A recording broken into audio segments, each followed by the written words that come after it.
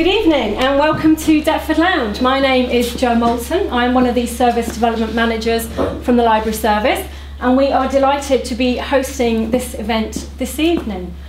Deptford Lounge is a new golden building at the heart of the community within Deptford, and we see it very much as a cultural community space. It also has a library in it, but this is a real opportunity for us, we see, to redefine how public libraries are used. So, for example, in this space we've had some pop-up poetry, we've had open music rehearsals, and this week we're also hosting a Smart City Lab, which is about bringing together local artists, local digital entrepreneurs to explore, to experiment, and to really share ideas. The Deptford Lounge is very much a public, open, democratic space for the local community, a space that enables and facilitates people to learn, to enjoy, and to experience, and to have conversations. And that's very much what this event is about this evening. So again, welcome to Deptford Lounge. I hope you have a fantastic evening, and I'd now like to hand over to Professor Theodore Zeldin. We want to start a revolution, and you are going to participate in it, I hope, by the end of this evening.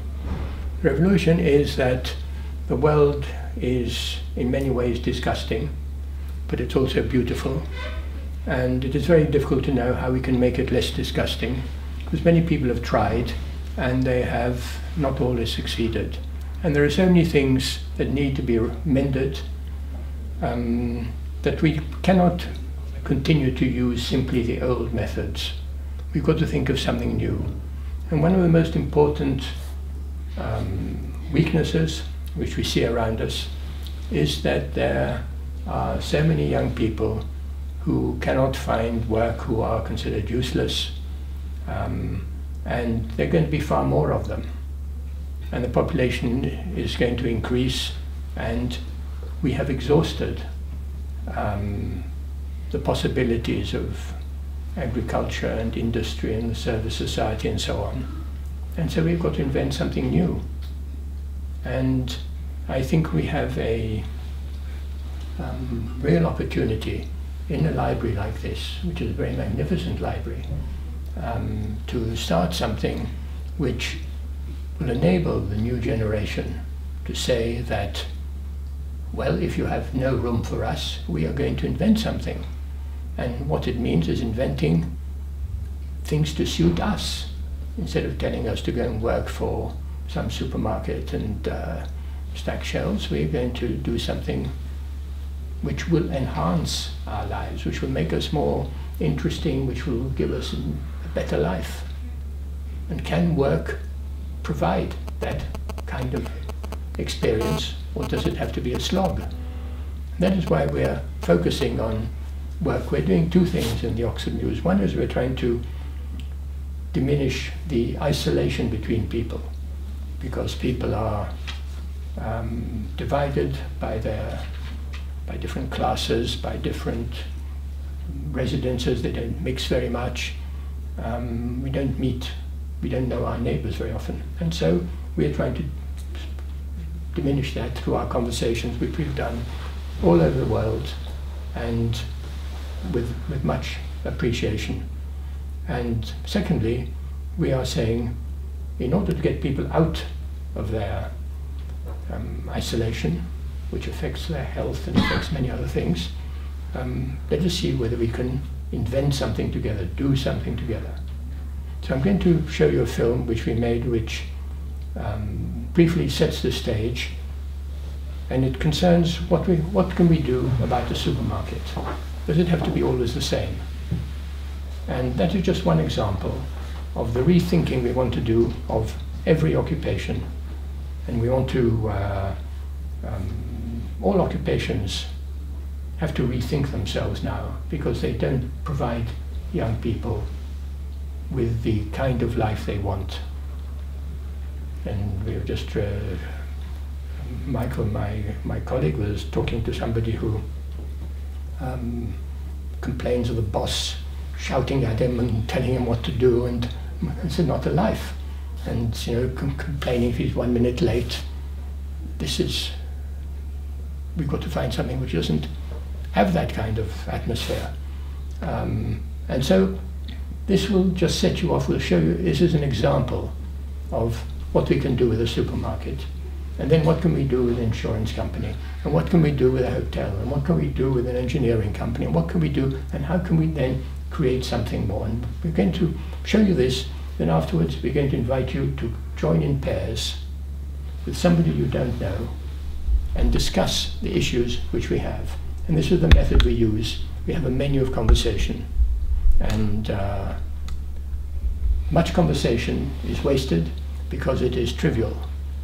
And this method of putting two people together and getting them to discuss in a profound way issues which are important develops the art of contact and interchange. Then after that we'll have a general discussion amongst ourselves about where we could go next and what libraries could do beyond what they're doing now. How much I value later on, so I haven't thought of which was really bad library years of them. Like, I spend all my time alone at TV. There is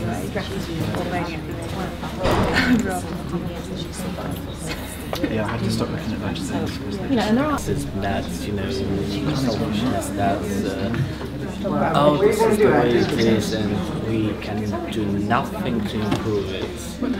There's, you know, all that must be completely rejected, banished, then we can make another evolutionary step forward.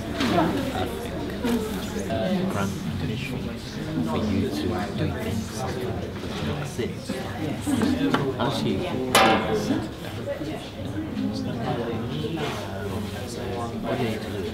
The root of what it is that a public library is delivering has not really changed.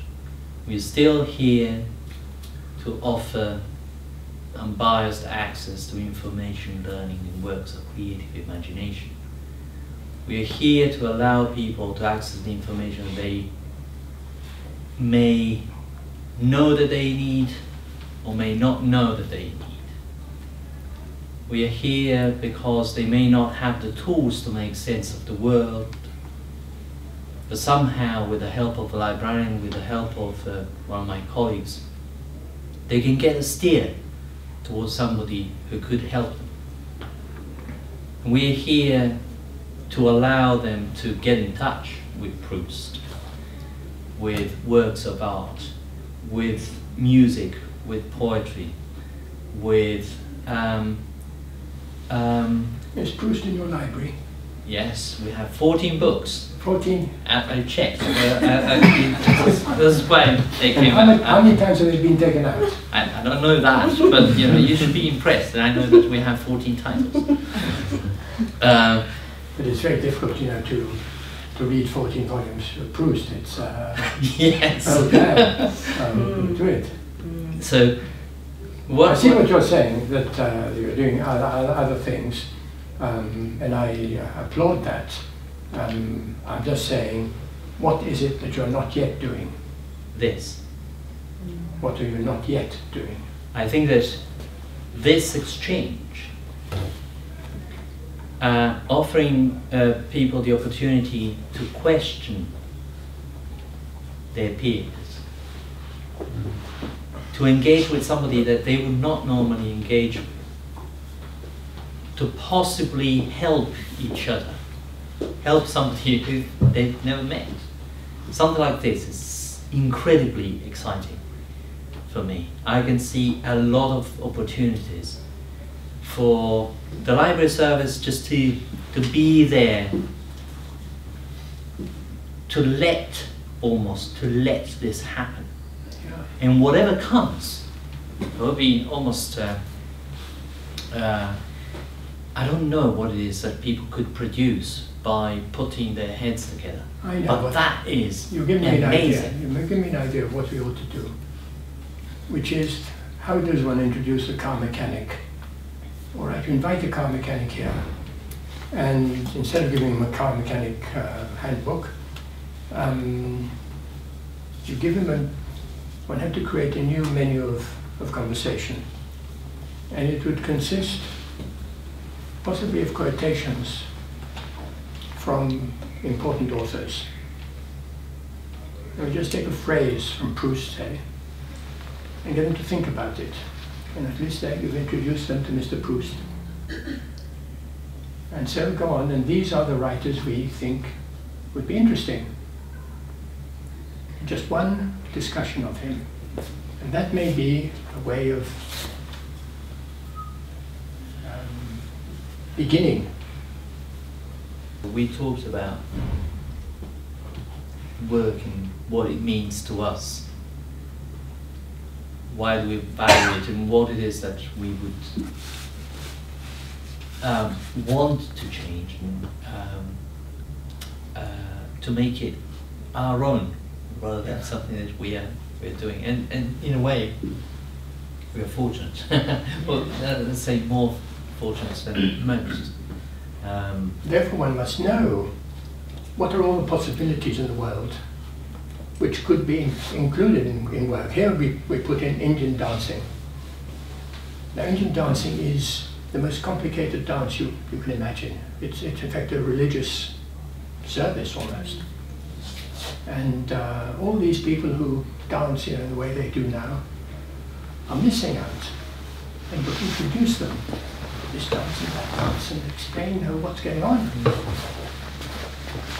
So in other words, to discover life. And that is what the library is, to discover life.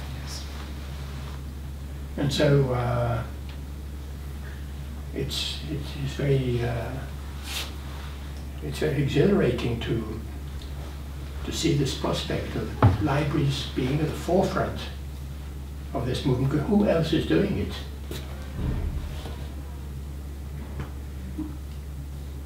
I like your idea of the marketplace. In days of old, it was not just somewhere to like go and get stuff. And whilst you were there, it was a meeting place. It was a place of entertainment. People play their instruments, read their poetry, bards and what have you. And I like that idea. And particularly in stark contrast to supermarkets that we're subjected to now, and I say that very pointedly, because we almost get no choice in how our supermarkets are going to be and what's going to be in there, what products are going to be in there, but I'm a deep cynic. And basically, something somewhere, if you like, has to take over. Not has to, but as you say, you've picked up on a need in society to have a more conjoined relationship to each other, for those who want it, a more enriching experience. And in a sense, why shouldn't the library space be dedicated to similar activities? Not necessarily, you know, like a band or a merry-go-round or anything like that, but on a more kind of, doesn't necessarily have to be intellectual level, just the fact that, you know, we have like film showings, for example, in the library. You know, people come along and they come out and they like coming out to watch a film on a bigger screen than they've got at home or whatever, and a, you know, louder sound system. Then have a discussion about it. Sure. Then you could have a discussion. The thing I was leading on to say was that, you know, you could almost have, I mean, there's reading groups in the library where you get people interested in certain literature. We'll have a group, they'll sit round and they'll discuss it once every month or so. Fantastic. You could equally have some kind of like, something with a kind of philosophical lean to it, or something of this nature, which I think is really good, because it's given us a really good platform on which to discuss ideas and reach into things that probably if we'd met in any other circumstance, you need a platform. We probably wouldn't have touched on. You need the menu. You need the menu to focus you. Yeah, so something of this nature, I think it would be really good. What I think is suggested by the statistics of the library service, libraries have got very good statistics about who comes and what they do and all the rest of it. And one of the interesting things was that about half the visitors, half the people in this country want to write a book. And the disappointing fact is that a large number of them think that's the way to make money, rather than because they have something to say. They're very mistaken.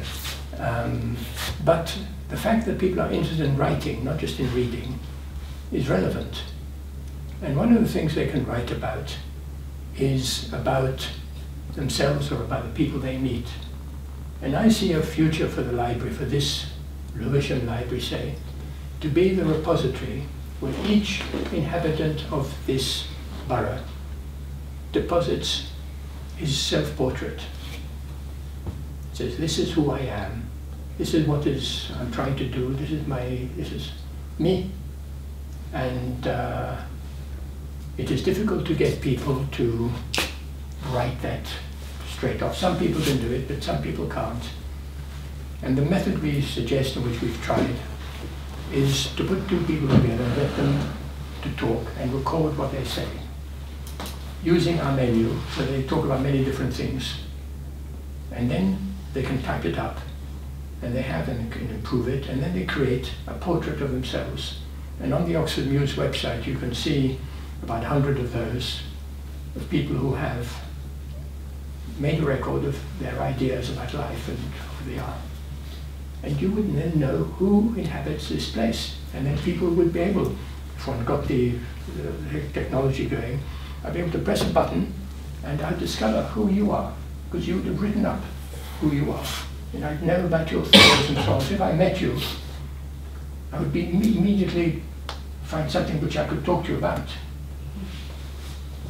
And this would create not little communities, but an ability to enter into every community